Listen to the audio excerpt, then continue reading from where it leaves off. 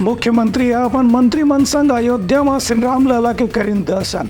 शिवरी नारायण के बोर के संग विष्णु भोग चावल और अनारस के संग करी लड्डू के प्रसाद खलो चढ़ाई नावे। अयोध्या धाम में पवित्र राम जन्मभूमि में श्री रामलला के दर्शन पर मुख्यमंत्री और मंत्रिमंडल के सदस्य मन पहुंचे तो पूरा मंदिर परिसर में जय श्री राम के नारा गूंजने लगी।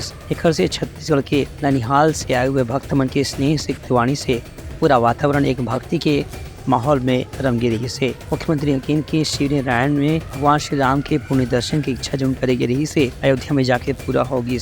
वहाँ शिवरी नारायण के बेरला भी वहाँ प्रसाद के रूप में चढ़ाएगी। संगे संग यहाँ के विष्णु भोग चाउर हंसा करी लड्डू और कोसा के कपड़ा भी भगवान राम ला भेंट स्वरूप अर्पित करेगी। मुख्यमंत्री यकीन के छत्तीसगढ़ और अयोध्या के हजारों साल से आत्मीय संबंध है। एकर से छत्तीसगढ़ से जाके रामलला के दर्शन करना विशेष महत्व रखते।